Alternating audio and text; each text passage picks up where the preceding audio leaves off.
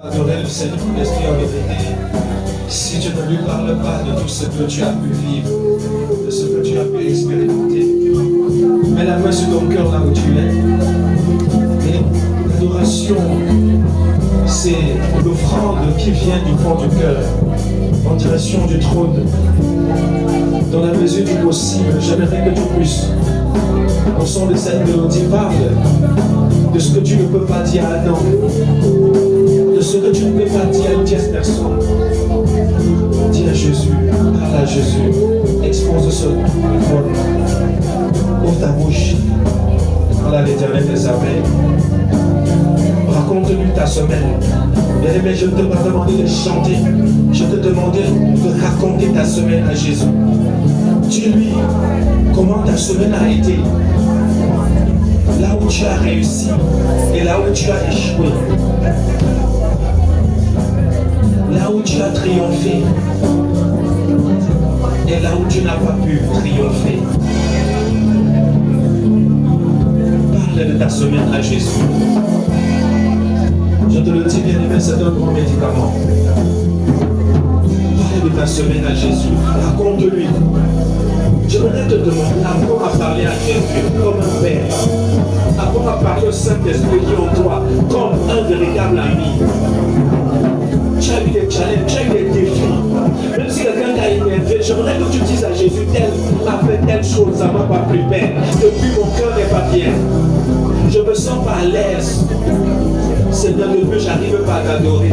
Depuis, j'arrive pas à te célébrer. Depuis, je sais que quelle attitude que j'ai adoptée, quel comportement que j'ai eu, Seigneur, m'empêche véritablement de te célébrer. Et c'est la véritable adoration. Nous sommes dans l'air des apparences. Mais ce que Dieu veut, c'est un cœur brisé. C'est un esprit brisé devant sa face.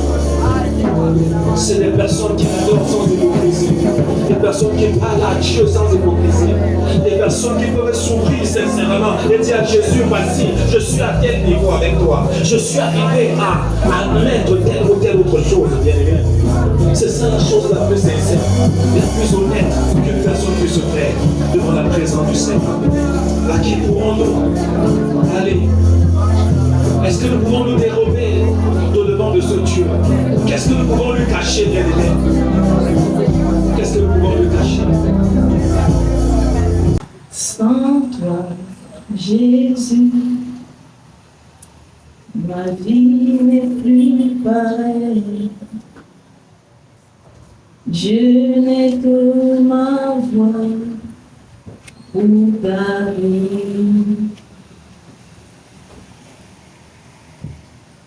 Sans toi, Jésus, ma vie n'est plus pareille. Je n'ai que ma voix pour t'adorer. Sans toi, Jésus, ma vie n'est plus pareille. Je n'ai que ma voix pour t'adorer. Jésus.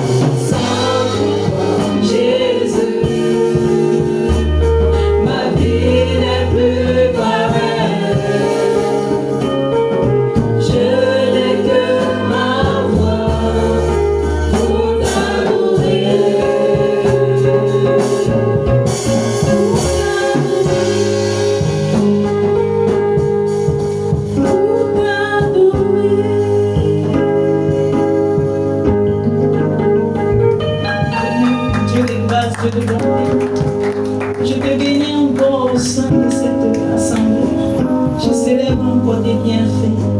Je magnifie encore ta grâce. Je t'élève et je te dis merci pour tout ce que tu as prévu pour nous. Merci encore, éternellement Dieu. Toi qui me permets de me tenir, Seigneur, devant éternellement Dieu, ton assemblée. Que la gloire te revienne. Je prie, ô Dieu, Seigneur, que ton esprit de gloire, Seigneur, règne éternellement au total contrôle de ce monde. Du début jusqu'à la fin, que ta grâce soit manifestée et que le pain de vie que tu as prévu pour ce jour soit relâché, Seigneur, par ton esprit. Au nom de Jésus. Amen. Acclame encore le Seigneur.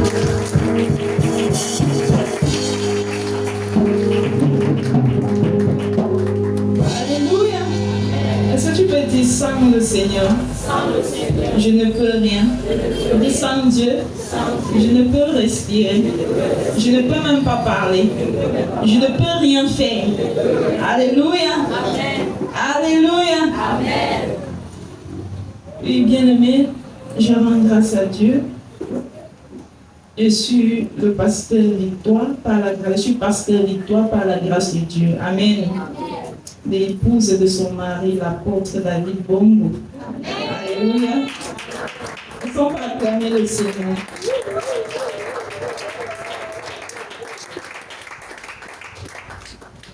Alléluia. Bien-aimé, une fois de plus, je rends grâce à Dieu pour cette nouvelle année. Amen. Une année glorieuse. Une année où Dieu nous prépare des surprises agréables. Dis surprises agréables. Surprises agréables. Amen. Dieu nous prépare des choses agréables. Alors, ce matin, nous n'allons pas quitter le thème de notre année parce que nous sommes encore en train de décortiquer ce thème. Nous sommes encore en train de comprendre de fond en comble ce thème. Alléluia.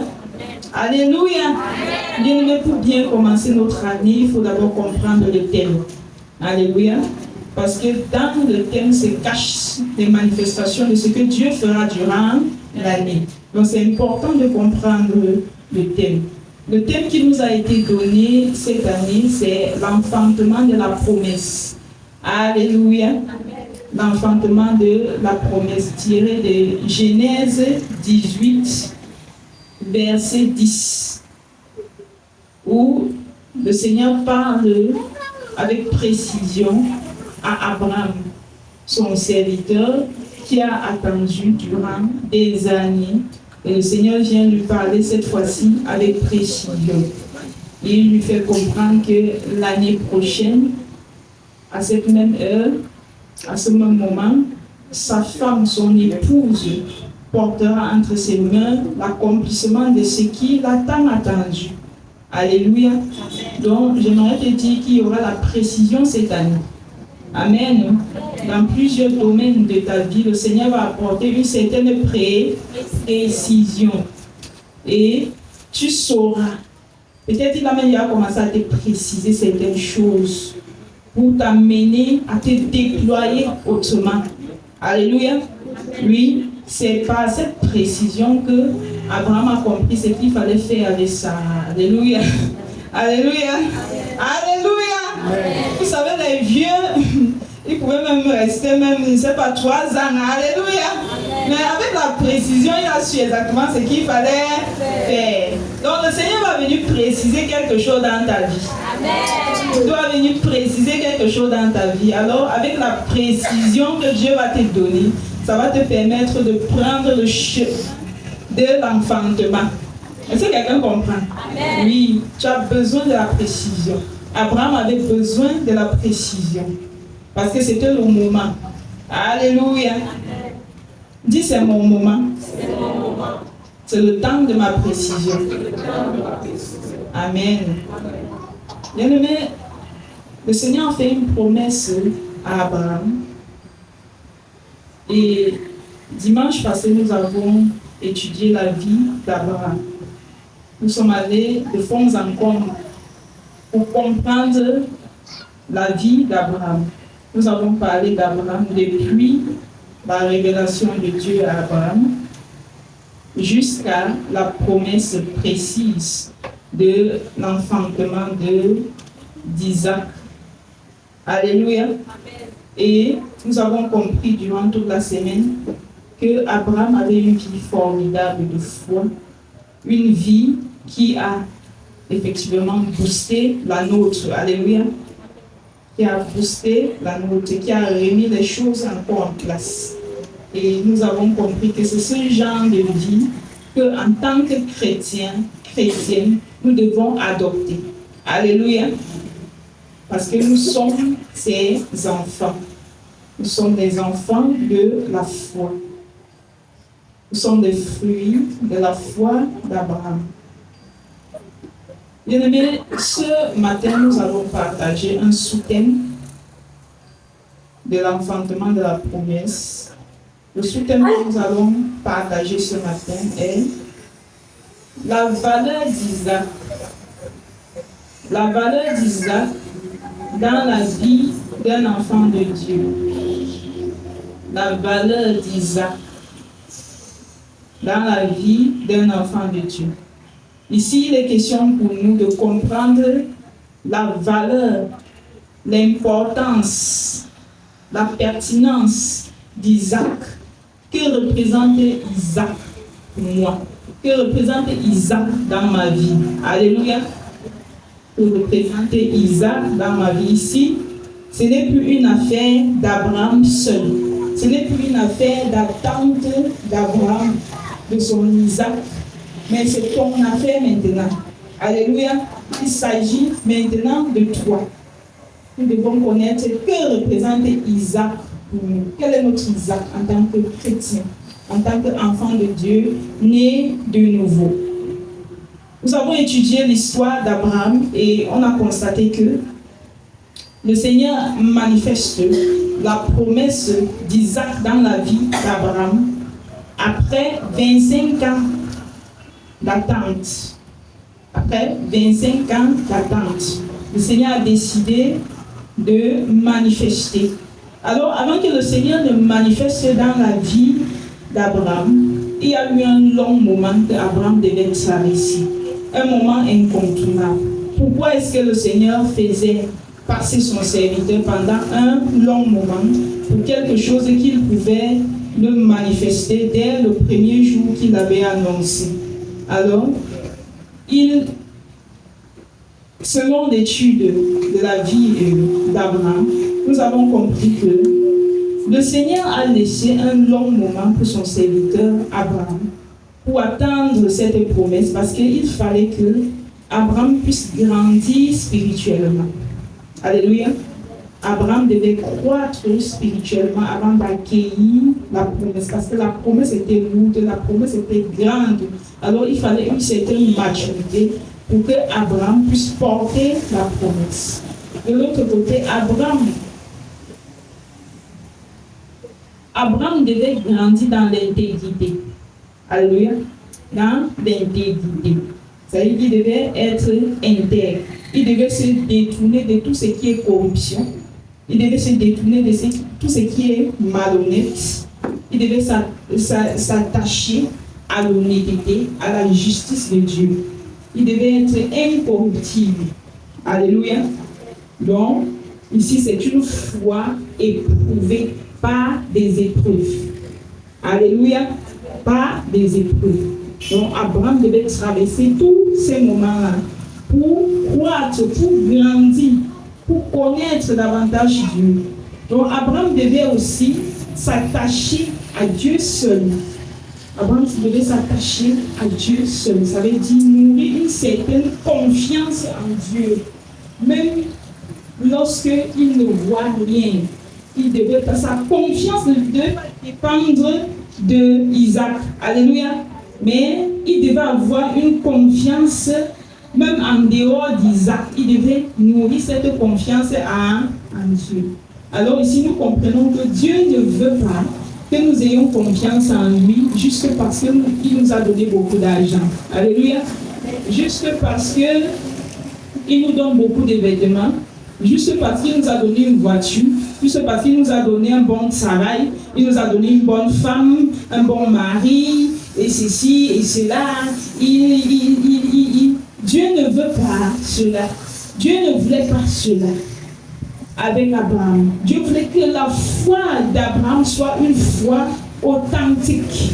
Soit une foi authentique qui ne dépend pas des choses physiques. Alléluia.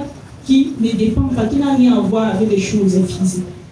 Alors Dieu voulait se rassurer que Abraham est entièrement à lui. Alors Abraham devait aussi, pour finir, grandir en amour. Son amour envers Dieu devait primer plus que tout. Alors ça veut dire que Abraham devait aimer Dieu plus que lui-même. Alléluia. Il devait aimer Dieu plus que lui-même. Il devait aimer Dieu plus que son épouse. Il devait aimer Dieu plus que tout ce qu'il possédait et tout ce que Dieu pouvait lui donner. Alléluia. C'est la raison pour laquelle Dieu a éprouvé Abraham pendant 25 ans. Parce qu'il fallait que toutes ces choses ici-là soient manifestées à Abraham. Il fallait que ces choses-ci soient manifestées. C'était une exigence de Dieu de la part d'Abraham. Parce que Abraham était un modèle que Dieu a décidé pour une nouvelle ère. Alors Dieu avait décidé de prendre un homme pour le façonner d'une autre façon. Alléluia. Pour amener quelque chose de nouveau qu'on appelle la foi. Dis la foi. Et c'est ce que nous, en tant qu'enfants de Dieu, nous vivons. Alléluia. Lorsque tu as donné ta vie à Christ, lorsque tu as reçu le Saint-Esprit, tu es entré dans le monde, le couloir d'Abraham. Alléluia. Amen. Tu es entré dans le couloir d'Abraham. Tu es entré dans le monde de la foi. La vie par la foi. Est-ce que quelqu'un peut dire la vie par la foi? Dis la vie par la foi. Dis j'aime la vie par la foi. Dis en tant que chrétien, je dois apprendre à vivre par la foi. Amen. Donc, après tout ce que nous avons vu, de ce que Dieu exigeait d'Abraham, le Seigneur doit manifester Isaac. Isaac représente quoi pour Abraham? Qu'est-ce que Isaac représente pour Abraham? Isaac représente la promesse accomplie. La promesse accomplie de Dieu. Ça veut dire, j'ai reçu. Dieu m'a dit qu'il fera telle chose avec moi. Alors, Isaac est la preuve de la manifestation de la chose que Dieu avait décidé de faire avec Abraham. Parce que tant qu'il n'y avait pas Isaac, la promesse de Dieu restait floue. Ça veut dire que le père des chercheurs de Dieu, il n'y avait pas d'issue. Il ne pouvait pas être notre père si Isaac ne venait pas. Alléluia. Donc il fallait que Isaac vienne pour que la manifestation de la promesse que Dieu avait donnée à Abraham, celui d'être le père des nations, d'être le père de son peuple. Alléluia. Il fallait cette manifestation. Donc, Isaac est l'accomplissement de la promesse. Isaac est également la fidélité de Dieu. Isaac marque également la fidélité de Dieu. Isaac est la foi éprouvée et victorieuse. Donc, Isaac, c'est le fruit d'une foi éprouvée et d'une vie victorieuse dans le Seigneur. Alléluia. Une foi éprouvée, une vie victorieuse dans le Seigneur. Isaac, c'est l'héritier de l'alliance. Alléluia. L'héritier de l'alliance. Il vient donner un sens à l'alliance que Dieu avait faite avec Abraham. C'est l'héritier de cette alliance. Il est l'offrande suprême. Vous connaissez sans doute l'endroit où le Seigneur exige à Abraham de sacrifier Isaac. Alléluia. C'est une figure prophétique de ce qui devait venir. Amen. Alléluia. Est-ce que nous sommes ensemble? Amen. Donc Isaac, il est également une figure prophétique, comme je disais tout à l'heure. Il est une figure prophétique. Donc celui qui devait venir, qui est Jésus de Nazareth, et qui devait être immolé à la croix. Alléluia. Bien-aimé, j'aimerais te dire ce matin que tout comme Abraham, en tant que chrétien, né de nouveau, fervent croyant, ayant reçu le Saint-Esprit, toutes personnes qui ont reçu une nouvelle naissance authentique portent dans leur vie un Isaac. Alléluia. Portent dans leur vie un Isaac. Donc là où tu es assis, il y a un Isaac. Il y a un Isaac que tu dois enfanter tôt ou tard dans ta vie. Alléluia. Il y a un Isaac pour chaque chrétien. Il y a un Isaac pour chaque enfant de Dieu. C'est la raison pour laquelle ce matin, il est important pour nous de comprendre. Nous avons compris ce que représentait Isaac pour Abraham. Maintenant, que représente Isaac pour toi? Comme tu portes un Isaac, que représente Isaac? Que représente cet Isaac-là que tu portes? Il est important de connaître Isaac. Parce que si tu connais Isaac, si tu connais sa valeur, tu auras le comportement qu'il faut, l'attitude qu'il faut pour l'accueillir. Alléluia. Tu auras l'attitude, le comportement qu'il faut pour l'accueillir. Donc, premièrement, Isaac, ou un enfant de Dieu, est la promesse engendrée par Dieu. Alléluia. Isaac, ou un enfant de Dieu, c'est la promesse engendrée par Dieu lui-même.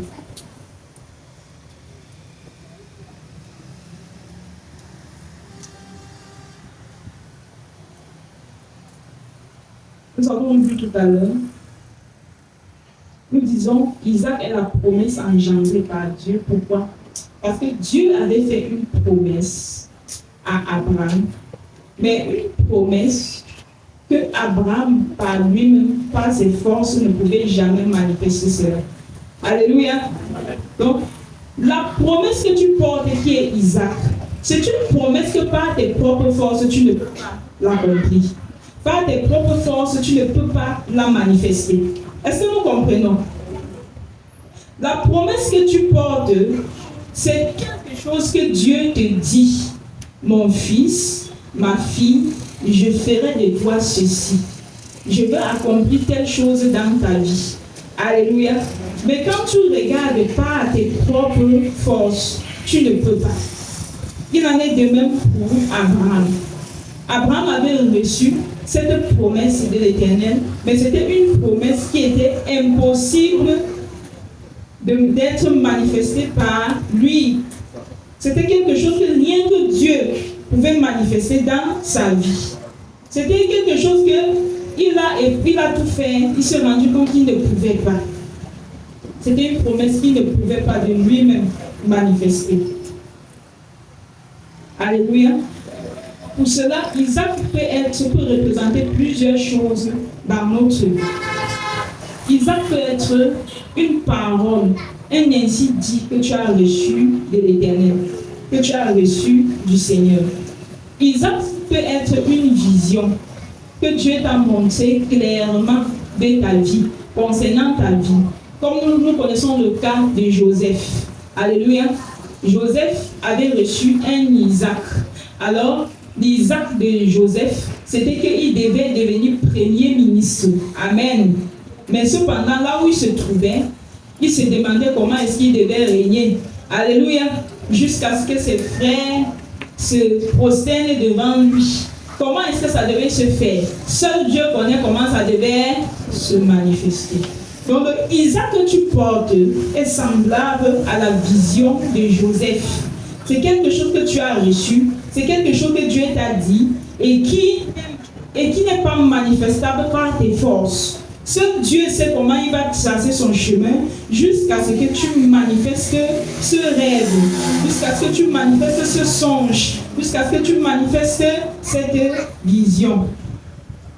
Donc Isaac Isaac aussi, dans notre vie, représente l'appel. Ça peut être un appel physique à faire quelque chose, ça peut être un appel spirituel. Alléluia. Alors Dieu t'a dit que tu feras des affaires. Il t'a montré des grandes affaires. Ce n'étaient pas des choses de petites. Alléluia. C'était des grandes choses.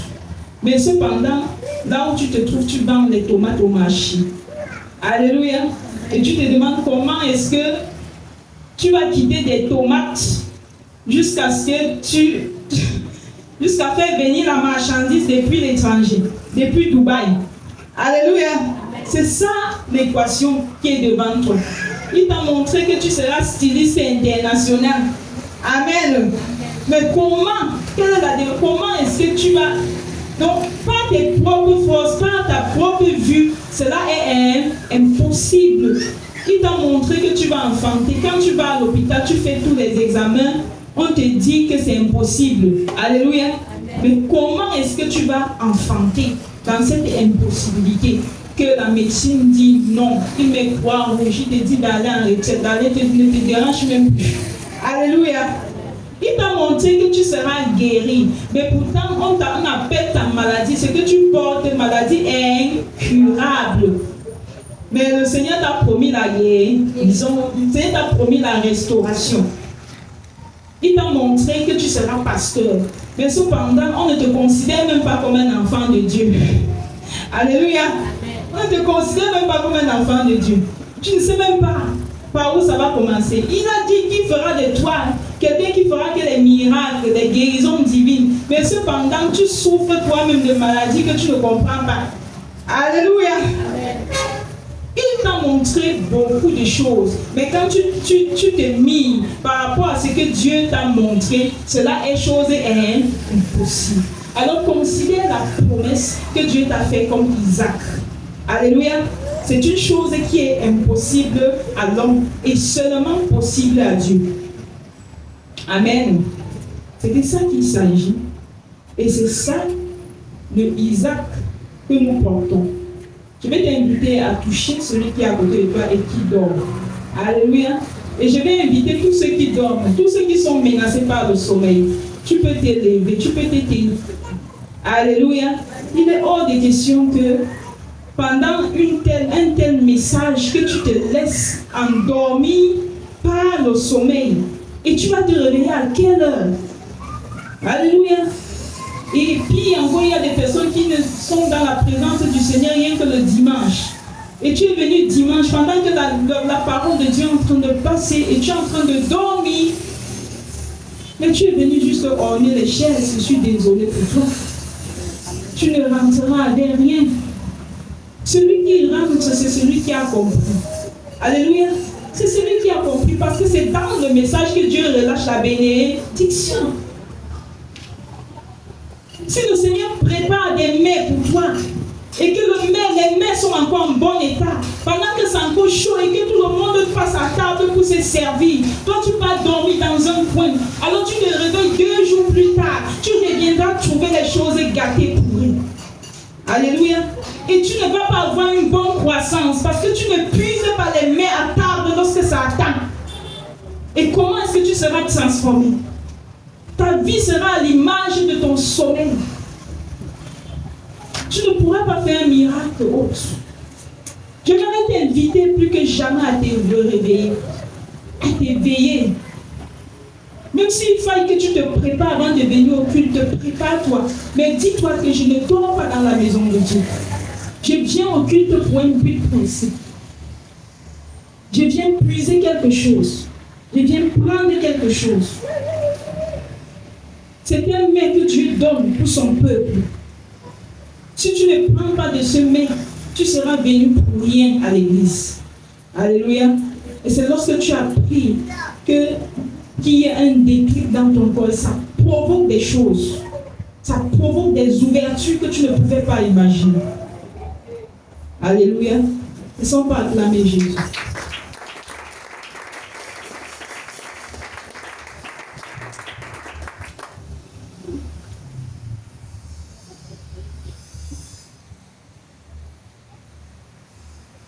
Donc, comme je disais, Isaac, c'est une promesse qui dépasse nos capacités naturelles. Isaac dépasse nos capacités naturelles. C'est une chose purement manifestable par le surnaturel. Donc, nous allons davantage comprendre Isaac. Nous avons dit que Isaac, c'est la promesse engendrée par Dieu. Deuxièmement, Isaac représente l'œuvre de l'esprit et non de la chair. Amen. Isaac représente l'œuvre de l'esprit dans la vie d'un enfant de Dieu et non l'œuvre de la chair. Et non de la chair. Donc Isaac est la preuve de notre intégrité devant Dieu. Isaac est premièrement la preuve de notre intégrité devant Dieu.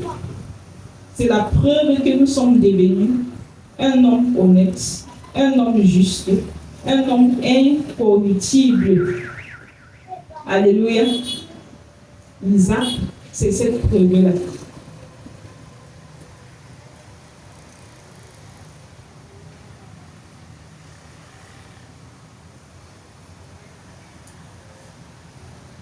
Donc, nous entrons en possession d'Isaac dans un état d'honnêteté, dans un état de justice. Alléluia. Nous ne possédons pas Isaac dans un état de malhonnêteté, de corruptibilité, d'injustice. Donc, pour que Dieu nous donne Isaac, il doit nous débarrasser, ou encore pour que nous puissions garder Isaac. Alléluia. Pour que nous puissions garder Isaac. Il doit nous débarrasser de tout ce qui est souillure. Est-ce que il doit nous débarrasser de ce qui est chair. La chair, c'est le péché. La chair, c'est le péché. C'est tout ce qui te renvoie à la distraction. C'est tout ce qui te renvoie aux ténèbres. C'est tout ce qui te ramène à ta vie passée. Alléluia. À ta vie pécheresse. Donc, c'est ça la chair. C'est ça la chair. Dans Romains 9, le verset 8, je vais dire, ce n'est pas l'enfant de la chair qui est l'enfant de Dieu, mais l'enfant de la promesse. Alléluia. Ce n'est pas l'enfant de la chair qui est l'enfant de Dieu, mais c'est l'enfant de la promesse. Ici, lorsque nous faisons un retour en arrière dans la vie d'Abraham, nous allons constater que Abraham avait des moments de faiblesse dans sa vie de foi. Alléluia.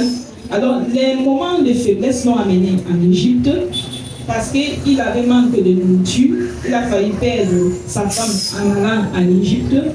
Ce n'était pas la seule. Les moments de faiblesse l'ont amené à aller prendre Agar, la servante de son épouse, et qui a produit par la suite Ismaël. Alléluia. Alors, Ismaël représente bibliquement la chair. Alléluia. Ismaël représente la chair. Tandis que Isaac représente l'esprit. Isaac représente l'esprit. Alors, le Seigneur atteste l'esprit et il bannit la chair. Il bannit la chair. Il bannit la chair. Donc, dans la vie d'un enfant de Dieu,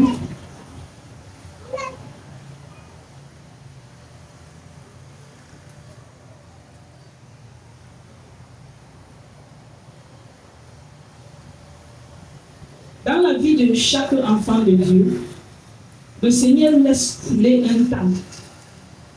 Le Seigneur laisse passer un temps. Parce que le jour que tu reçois le Saint-Esprit et que tu te rapproches à son autel, tu as l'impression que tu es devenu saint. Et c'est ce qui est vrai. Alléluia. Tu as l'impression que tu es devenu saint. Et que plus jamais tu ne peux plus faire certain nombre de choses. Et c'est ce que tu jures devant Dieu chaque jour. Et tu lui dis comment tu veux le servir. Tu lui dis comment tu veux l'appartenir. Tu lui dis comment tu veux rester seulement avec lui. Tu lui dis seulement comment tu seras fidèle. Tu ne feras pas comme les autres. Tu seras un enfant exceptionnel. Alléluia.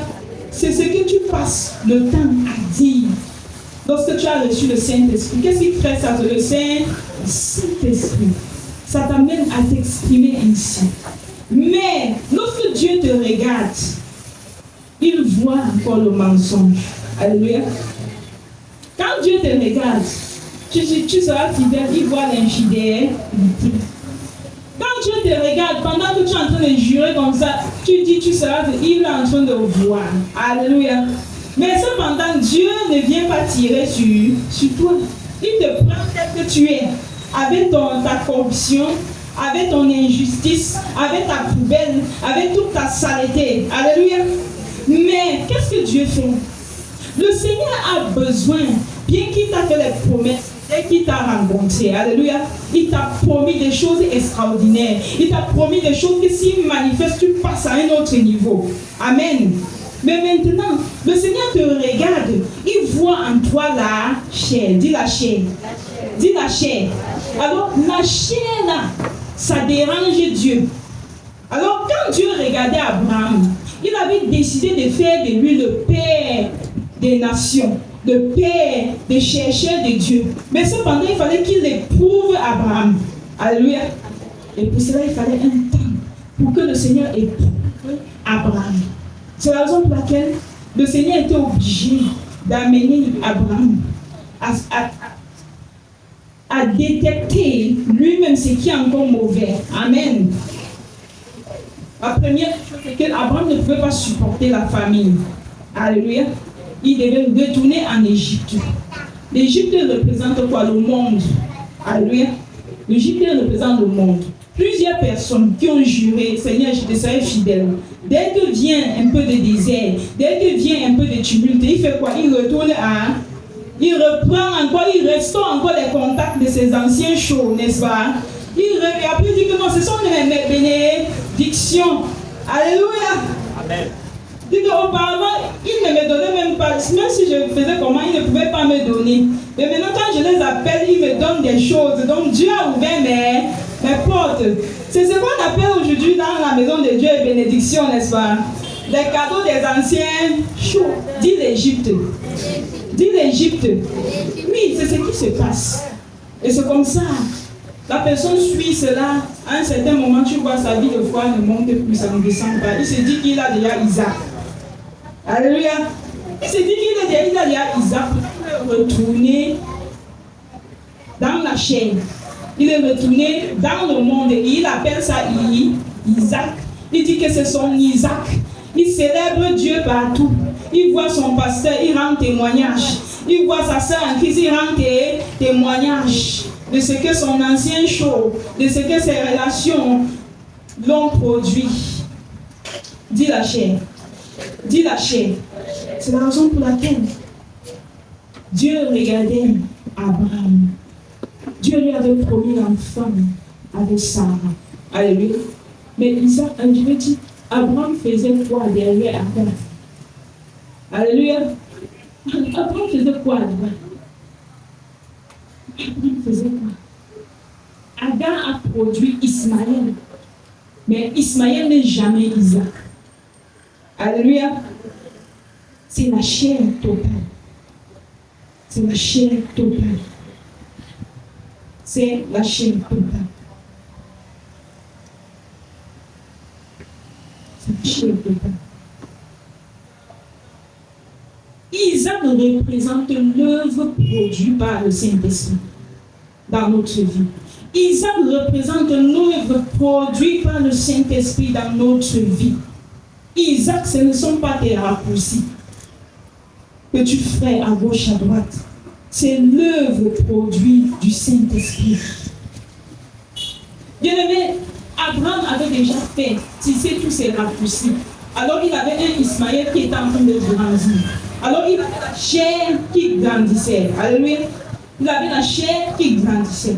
Mais comme Dieu est fidèle, il lui a béni et Sarah a mis au monde. Alléluia. Sarah a mis au monde Isaac, l'enfant tant attendu. Alors maintenant, dans la maison se trouvait l'œuvre de l'esprit et l'œuvre de la chair. Amen. J'aimerais te dire que tu portes l'esprit de Dieu en toi. Tu portes l'esprit de Dieu qui doit produire l'œuvre de l'esprit. Mais en toi, tu portes également Ismaël. Alléluia. Tu portes Ismaël qui est l'œuvre de la chair. Tu portes Ismaël qui est l'œuvre de la chair. Mais comment est-ce que nous pouvons nous réjouir? Comment est-ce que nous pouvons nous réjouir en Isaac, en gardant Ismaël? Alléluia. Dis que c'est une équation difficile. Dis que c'est compliqué. C'est compliqué. Il se peut qu'il y en a qui ont déjà leur Isaac. Alléluia. Il y en a qui ont déjà leur Isaac. Mais la gestion est mauvaise. Dis la gestion est mauvaise. La gestion est très très mauvaise. Parce que Dieu ne saurait cheminer avec toi et manifester pleinement Isaac avec toi lorsque tu gardes Ismaël. Alléluia. Amen. Lorsque tu gardes Ismaël, lorsque tu gardes la chair. Et nous savons tous que Ismaël représentait aussi un profit pour Abraham.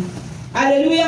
Ça veut dire que Ismaël était déjà, il grandissait, il avait quelque part enlevé un peu le doute dans le cœur de certaines personnes en ce qui concerne Abraham. Alléluia. Donc il avait une certaine réjouissance aussi quand il voyait Ismaël. Amen. J'aimerais te dire, le péché que tu gardes te donne du profit. Alléluia. Le péché, la chair que tu gardes, que tu conserves, ça te donne un certain profit. Mais sauf que Dieu ne peut pas manifester sa Shekinah, ne peut pas manifester sa révélation de façon parfaite avec la chair au-dedans de toi.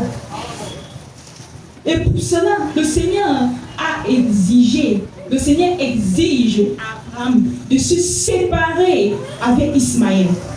Le Seigneur exige à Abraham de se séparer avec la chair. Dis à quelqu'un, sépare-toi avec la chair. Dis, sépare-toi avec la chair. Dis, la chair n'est pas l'esprit. Dis, la chair a ses œuvres, a ses fruits. Alléluia. La chair a ses œuvres, la chair a ses fruits. La chair, dans Galates 5, verset 19 à 21. Prenez cela, Galates 5, verset 19 à 21.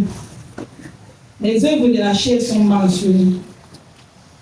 La Bible cite clairement l'impudicité, l'impureté, l'idolâtrie, la magie, les inimitiés, les querelles, les jalousies, les animosités, les disputes, les divisions, les sectes, l'envie, l'ivrognerie, les excès de table et bien d'autres choses qui vont dans cette même lancée. Ce sont ainsi les œuvres de la chair, l'adultère, le mensonge, le vol. Tout ça, c'est ce qu'on appelle les œuvres de la chair. Alors, comment pouvons-nous, ou encore, pourrions-nous profiter de notre Isaac en gardant Ismaël? Alléluia. Donc, il était question pour Abraham de se débarrasser d'Ismaël. De se débarrasser d'Ismaël et de se débarrasser d'Agar. Dis le deuxième bureau. Dis le deuxième bureau. Quand tu veux vivre l'explosion, la manifestation de ton appel avec le deuxième bureau, comment? Alléluia. Avec les regards impudiques, comment? Quand tu veux vivre l'explosion, que tu passes seulement, les gens se baissent, ils sont guéris. Toi, tu veux vivre ça comment? Avec la chair. Alléluia. C'est de ça qu'il s'agit. Ce sont les choses que Dieu vous a promis, n'est-ce pas? Mais comment Dieu va exploser ça comme ça, avec ça? Et tu prends chez Jeannot, tu viens, tu rends témoignage. Tu prends chez Charles là-bas, tu viens, tu rends témoignage. Tu prends chez Albert, tu viens, tu rends témoignage. Et tu dis que c'est Isaac. Ce n'est pas Isaac. Dis à quelqu'un, ce n'est pas Isaac. Dis c'est l'impudicité. Dis c'est l'escroquerie. Dis c'est l'escroquerie habillée. Dis c'est la prostitution habillée. C'est ça, les enfants de Dieu. On ne croit pas que Dieu peut t'amener à toucher dans la légalité. Peut t'amener à sortir de ton monde, à commencer à faire quelque chose de palpable dans la légalité, dans la pureté. On ne croit pas. Hier, tu as fonctionné dépendant de Jeannot, dépendant de Steve, dépendant de ceci. Mais même dans la foi, tu gardes la même dépendance. Tu gardes la même dépendance. Ton mode de réflexion n'a pas changé. Le Saint-Esprit, par sa parole, n'a pas renouvelé ton intelligence pour que tu sépares le bien et le mal. Jusqu'aujourd'hui, ton espoir est toujours là-bas. Dans le monde, ton espoir était là-bas. Dans le Seigneur, ton espoir est toujours là-bas. Parce que tu ne crois pas que les choses que Dieu t'a montrées, il sait comment il doit les manifester. Alléluia. Amen. Il sait comment il doit les manifester. Il sait comment il doit t'amener à la manifester. Quand tu vois, c'est maintenant les affaires, là, si je contacte mon ancien gars, il avait facilité de me donner ceci. Dès qu'il me donne cela, je me lance et je le bats, je verrouille même son numéro. Alléluia. Dès que je commence là, je mets la croix rouge. Dis son argent reste. Dis son argent reste. Et c'est le point de contact. Dis bonjour les maris de nuit. Amen. Et ma parce qu'on doit chasser, n'est-ce pas? Alléluia. Tu connais la providence. Donc, je vais dire la provenance. Maintenant, parce qu'on doit souffrir pour chasser. Alors que tu connais ce qui fait entrer cela. Alléluia. Mais soyons honnêtes. C'est ça que Dieu nous éprouve. Il sait que tu es impudique, ma soeur.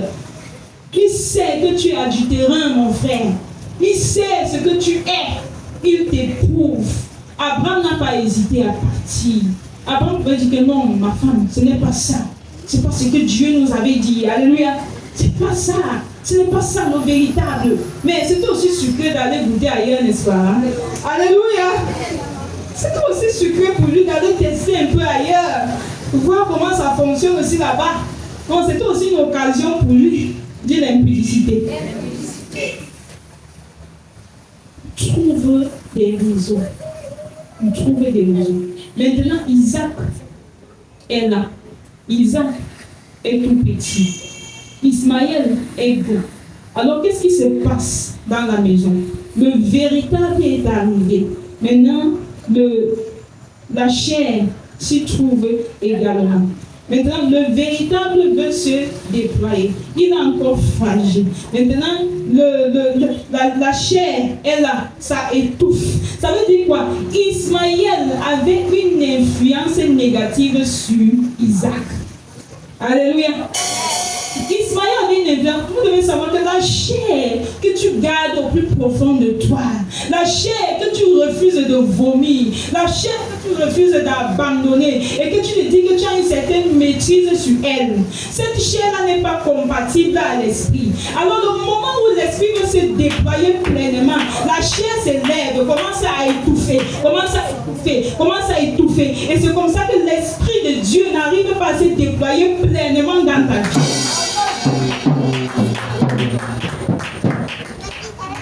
Est-ce que nous comprenons ça? Et chaque jour nous pleurons, nous gémissons, parce que nous voulons voir le déploiement d'Isaac dans sa supériorité, dans son paroxysme. Nous voulons voir cela être manifesté. Mais comment Dieu va faire cela? Quand toi-même tu gardes la chair qui bloque le déploiement et tu le gardes expressément. Bien aimé, ce n'est pas question, il s'agit de te mettre, de t'examiner toi-même et de décider que j'arrête aujourd'hui avec l'adultère. J'arrête aujourd'hui avec la vie du mensonge. Je mets fin au pleurs.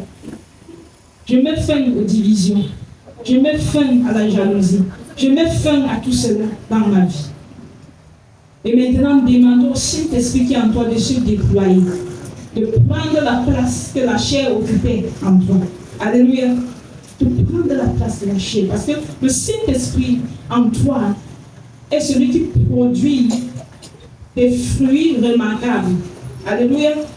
Et non seulement le Saint-Esprit produit les dons extraordinaires, le Saint-Esprit aussi manifeste des fruits qui sont cités, je vais dire, dans Galates 5, versets 22 à 23. Alléluia. Nous avons la joie, nous avons l'amour d'abord, la joie, la paix, la patience, la bonté, la bénignité, la fidélité, la douceur, la tempérance. Bien-aimés, ce sont les choses que si nous chassons Ismaël, Isaac va grandir en nous, le Saint-Esprit va se déployer en nous, l'Esprit de Dieu va se déployer en nous et nous rendre des personnes simplement extraordinaires. Est-ce que nous comprenons cela? Et ça va nous éviter à faire certaines prières qui n'ont pas leur place. Pourtant, nous connaissons déjà la solution. Nous connaissons déjà ce que Dieu nous exige. Dieu a exigé à Abraham.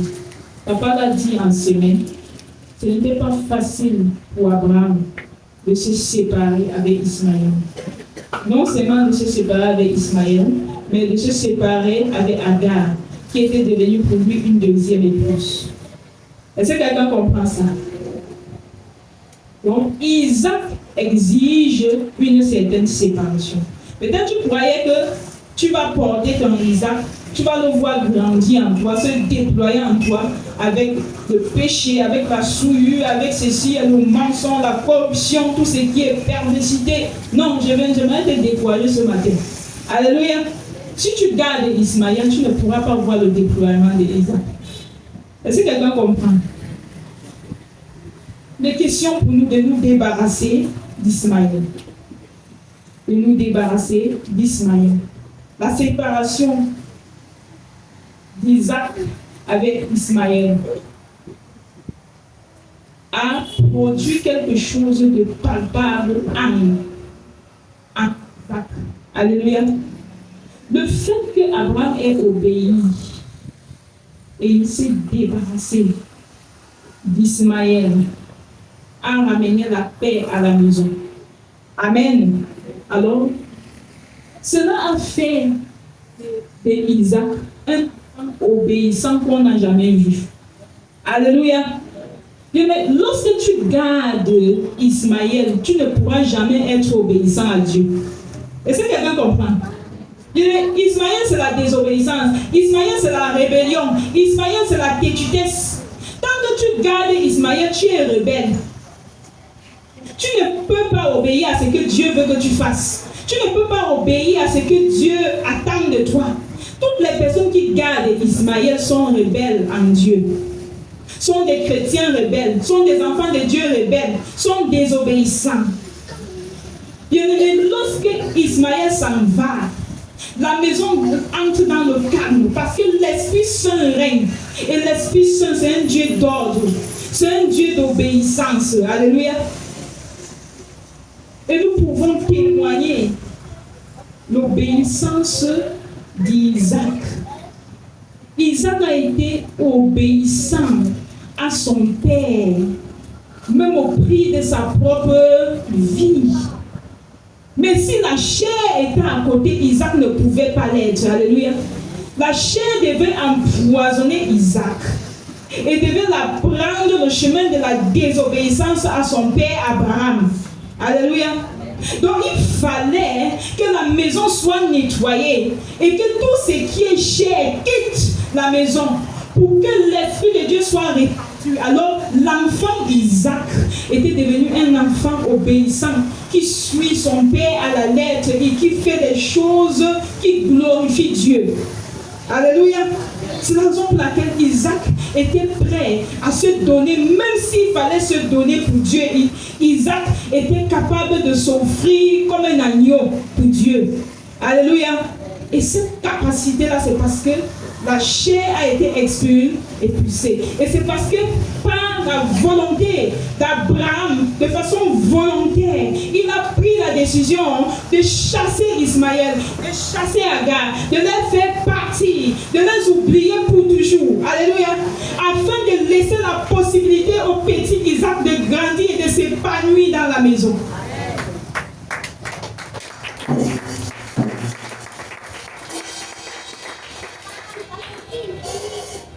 Nous devons prendre une décision radicale de mettre Ismaël à la porte.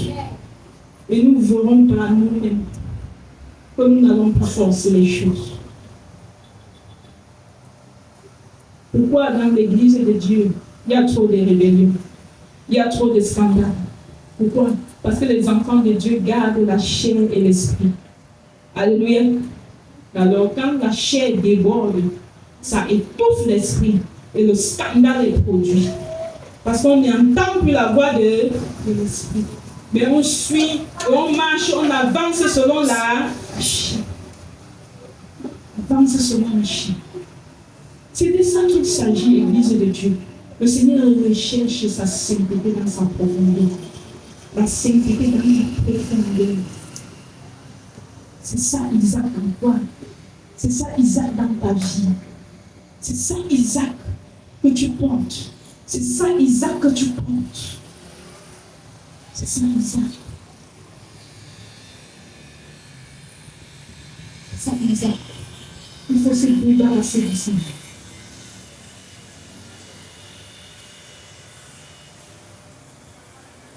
Bien même devons savoir que Isaac symbolise ce que produit l'obéissance. Alléluia. Dit, Isaac symbolise l'obéissance. Donc, il est ce que produit l'obéissance. Et ce que produit l'obéissance pour nous, c'est quoi? Dit l'Esprit. Dit l'Esprit de Dieu. Dit l'Esprit de Dieu. Dis ce matin, moi, Victoire, je dois laisser le Saint-Esprit grandir en moi, s'épanouir en moi, se manifester en moi. Au nom de Jésus. Amen. Mais Isaac représente ce qui naît de la foi. Ce qui naît de la foi. La promesse. Isaac représente ce que vient de l'esprit. Ce que vient de l'esprit. Qu'est-ce qui vient de l'esprit? Nous avons vu tout à l'heure des fruits. Amen. Des fruits.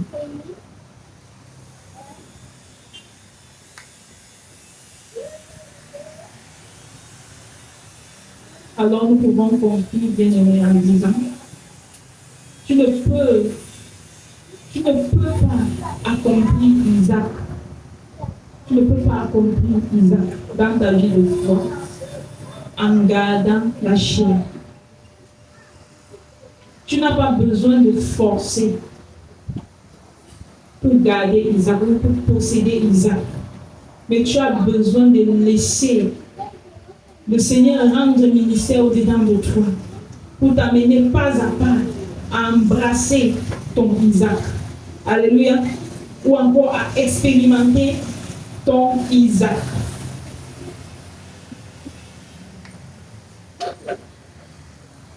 Nous devons savoir que les choses que nous nous mettons à forcer pour avoir, cela nous amène souvent à dévier, à sortir des plans de Dieu.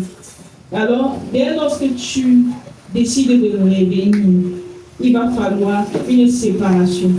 Et cette séparation, j'aimerais le dire, même si c'était quoi? C'était des voitures, c'était des maisons, ça sera une séparation douloureuse. Alléluia. Ça sera une séparation douloureuse.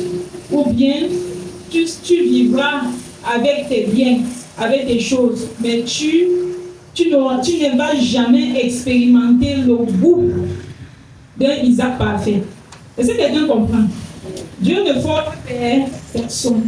Alors si tu décides de garder tes raccourcis, de garder tes choses, alors il te gardera aussi dans sa maison comme ça. Et c'est la raison pour laquelle beaucoup de personnes vieillissent avec de grands appels. Est-ce que quelqu'un comprend? Beaucoup de personnes ont des barbes blanches.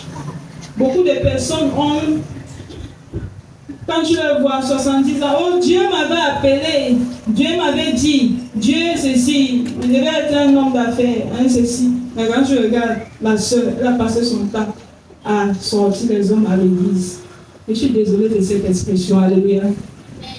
Mais moi, avec mes quelques années de foi, j'ai vu beaucoup de choses dans la maison de Dieu. Les choses que nous prêchons, c'est comme rien, mais pourtant c'est manifeste dans la vie des gens. Alléluia. Il dit c'est manifeste dans la vie des gens. J'ai vu les gens venir dans la maison de Dieu étant jeunes. 25 ans, elle est là dans la maison de Dieu. Mais elle se fie tellement à sa beauté. Et elle se fie tellement à cet article. Lorsqu'on est en train de relâcher la parole qui la purifie, qui la sépare de la chair, ce n'est pas son problème. Elle embrasse la chair. Elle se dit qu'elle est sage. Et c'est comme ça, au fur et à mesure qu'elle fait confiance à la chair, elle est en train de perdre du temps. Et c'est comme ça, au fur et à mesure, elle est aussi en train de vieillir. Elle est en train de vieillir. Et elle se retrouve 35 ans, 40 ans, 45 ans. Tu vois une maman qui est devant toi. Pourquoi? Parce qu'elle a voulu jouer les deux. Elle a voulu jouer les deux. J'aimerais te dire, si tu joues dans les deux, quand tu vas perdre, tu vas perdre. Et tu seras une honte. Tu n'as pas de témoignage à 60 ans, ça sera que ma fille ne fait pas comme moi. C'est tout ce que tu peux donner.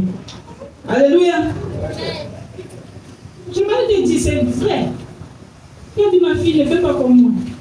Je suis venue dans la maison de Dieu, je faisais des ruses, je sortais les yeux, je torchais les freins, je faisais ceci, j'étais toujours dehors, me voici, rien. Ça n'a pas de témoignage que tu peux fortifier quelqu'un avec. Alléluia. C'est tout. Mais si tu demeures ferme, la capacité d'éloigner la chair, de pousser la chair, tu auras un témoignage glorieux. Et c'est ce témoignage qui t'amènera partout dans le monde. C'est ce témoignage-là. C'est cela qui t'amènera partout. Ceci demande un sacrifice total de soi. Une intégrité totale. Une dépendance totale à Dieu. Ceci a des exigences. Que nous devons crucifier notre chair. Nous devons le clouer. Nous devons le mettre de côté. Nous devons nous débarrasser d'elle pour jouir pleinement de l'esprit. Pour jouir pleinement de la vie de l'esprit. Alléluia. Pour jouir pleinement de la vie de l'esprit. C'est une réalité. C'est une chose vraie que nous devons consommer en tant qu'enfants de Dieu. La chair a une grande mission, c'est celui de te perdre le temps. Ça te perd le temps. C'est tes années qui passent. C'est toi qui vieillis. Dieu, lui, ne vieillit pas. Alléluia. Ce que tu n'arrives pas à faire, celui qui réussit à faire, il fait avec la personne. Alléluia. Ne crois pas que non. Tu es tellement spécial, si bien que tu vas perdre le temps à Dieu. Tu vas perdre le temps à Dieu parce que tu es tellement spécial. La façon qu'il t'a créé là, non, il va seulement rester que t'attendre. Tu ne vas jamais te lever pour marcher, il va seulement rester t'attendre comme ça. Non, si tu ne marches pas, il y a d'autres qui vont marcher. Alléluia. Ce que tu trouves difficile à faire, il y a d'autres qui le feront comme ça, là, sans même regarder derrière. Et tu verras de tes propres yeux comment Dieu fera avec cela. Tandis que toi, tu seras en train de leur regarder. Et Dieu va faire. Et il va faire. Je te le dis, il va faire. Amen. Tu vas faire. Il Il a compris ce qu'il veut. Tu as intérêt de sortir des œuvres de la chair. Tu as intérêt.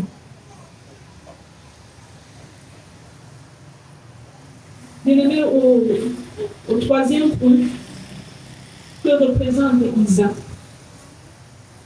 Isaac est le fruit de l'attente et de la foi. Isaac est le fruit de l'attente et de la foi. Ceci signifie quoi? Un véritable enfant de Dieu doit être capable d'attendre le temps de Dieu. Est-ce que quelqu'un a compris? Je dis bien, un véritable enfant de Dieu, né de nouveau, ayant reçu l'Esprit de Dieu. Par rapport à ce que Dieu t'a dit, tu dois être capable d'attendre le temps de Dieu. Tu dois être capable d'attendre le temps de Dieu. Il faut attendre le temps de Dieu. Attendre le temps de Dieu t'évite les compromissions durant ta marche dans ta vie de foi. Alléluia. Ça t'évite les compromissions. Nous allons prendre Hébreux 6. Hébreux 6, le verset 15. Hébreux 6, le verset 15, je vais lire. Après avoir attendu avec persévérance, Abraham obtint l'effet de la promesse. Après avoir attendu avec persévérance, Abraham obtint l'effet de la promesse. Abraham obtient l'effet de la promesse. L'effet de la promesse, c'est quoi? C'est ce qui marque le déclic de la manifestation qui est Isaac. Alléluia. Amen. Abraham obtient cela. Donc, Isaac ici représente la maturité. Isaac représente la maturité spirituelle. Il faut grandir spirituellement pour garder Isaac.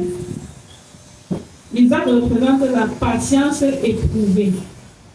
Il faut laisser le Seigneur t'éprouver pas à pas dans ta vie de foi, dans ta marche. Ne cherche pas à brûler les étapes. Laisse le Seigneur t'amener, laisse le Seigneur t'entraîner, pas à pas, pas à pas, pas à pas. Supplie le Seigneur de t'aider à braver les épreuves que tu verras. Alléluia. Et supplie également le Seigneur à t'aider de ne pas te compromettre. C'est la prière que tu dois faire lorsque tu es en attente de la promesse. C'est la prière que tu dois déclarer. Parce que c'est une guerre, c'est une bataille. L'ennemi voudrait que tu dévies. L'ennemi voudrait que tu te compromettes. Mais tu dois être patient. Tu dois utiliser la patience. Tu dois utiliser la persévérance. Tu dois utiliser la détermination. C'est également la foi, même dans le silence. Vous devez savoir qu'à un certain moment de ta vie, le Seigneur est comme dans le silence avec toi. Alléluia. Qui a déjà expérimenté ça? Il n'y a personne de ça. Vous savez, lorsque tu es dans un foyer, n'est-ce pas? Et que tu as l'habitude de tout échanger avec ton mari ou ton épouse, et que tu te rends compte que ça fait 2 jours, ton mari ne te parle pratiquement pas. Alléluia. 3 jours, il ne te parle pas. Il ne te parle ni en bien ni en mal. Alléluia. Il se lève, s'il te rationne par jour, il te rationne normalement. S'il rentre, il voit la télé normalement. Il ne te dit rien de spécial. Il se couche, il dort normalement. Amen. Il ne te reproche pas, il ne te dit rien. Alléluia. Je vais vous dire qu'il n'y a pas une chicotte plus grave que l'autre. Alléluia. Et c'est compliqué. Il en est de même pour un homme. que sa femme décide de ne pas lui parler. Comme ça. Alors, j'aimerais te dire que c'est une grave tentation. Parce que lorsque tu te retrouves, c'est une grande épreuve. Parce que pendant ce temps, il y a des personnes qui restent comme ça, même avec leur mari, même un mois, elles ne parlent pas. Alléluia. Et c'est comme ça, pendant ces périodes-là, il y a les hommes qui se sont retrouvés dehors. Alléluia. Parce qu'ils se disent, ah, cette femme, c'est la même que j'ai épousée, c'est même que j'ai des femmes. Comment une femme fait un mois et ne me parle pas? C'est quoi ça? C'est comme ça qu'on vit avec un homme. Alors, à cause de cette attitude, il s'est retrouvé dehors parce qu'il a mal interprété. Le fait qu'elle ne te parle pas, ça ne veut pas dire qu'elle te déteste. Alléluia. Ça peut être pour elle un temps d'examen de soi, un temps de prière, un temps de... La personne veut se retrouver. Alléluia. Il en a eu aussi pour des femmes qui se sont retrouvées même en train d'avoir un deuxième bureau, qu'on ne sait jamais. La façon que le type, si parfois ne me parle pas comme ça, un jour là, il peut me dégager. Alléluia. Donc, il y a beaucoup de choses qui se produisent pendant ce temps-là. Il y a des femmes qui sont allées sceller leur compte, qui sont allées cacher tout ce qu'elles avaient, parce qu'à cause de cette attitude, ça donne à réfléchir. Ça donne à réfléchir. Mais juste pour te faire plaisir un peu, ce qui arrive souvent dans notre vie de foi. Parce qu'il y a des moments que Dieu, c'est comme s'il pleuvait des révélations. Amen. Non seulement ce que toi tu reçois qui te réconforte, quand tu reçois un frère, il te donne encore ce que Dieu a dit de toi. Alléluia. Il te donne, ça t'encourage, ça te plaît, tu es content, tu chantes, tu danses, tu es fier, tu dis que bientôt. Alléluia. Mais il y a des moments où tu restes, où tu pries même. Rien. Dieu ne dit rien. Il ne parle rien. Tu peux même faire ton pasteur croyant qu'il va dire ainsi dit l'Éternel. Il ne te dit rien. Tu te rapproches même d'un frère qui vient te dire les révélations qui te concernent. Lui aussi, il ne te dit rien. En ce moment-là, tu as l'impression, est-ce que Dieu est toujours avec moi? Est-ce qu'il est toujours par rapport à la promesse? Est-ce qu'il est toujours par rapport à tout ce qu'il m'avait promis?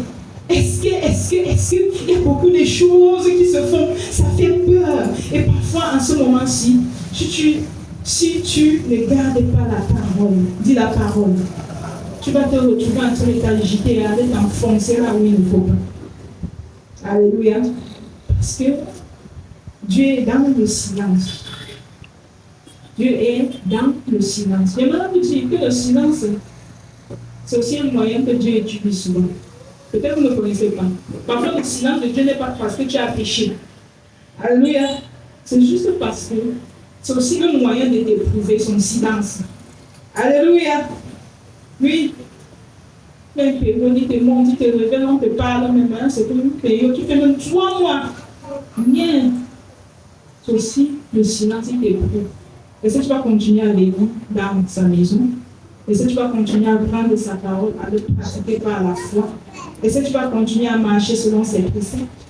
Est-ce que tu vas continuer à faire ce qui le plaît? Parce que tu sais déjà ce qui le plaît. Alléluia. L'année de même pour la femme. Tu as fait un mois comment il ne te parle pas, mais cependant, tu sais ce qu'il aime, tu sais ce qu'il n'aime pas. Pratique juste ce qu'il aime. Alléluia. L'année de même pour l'homme.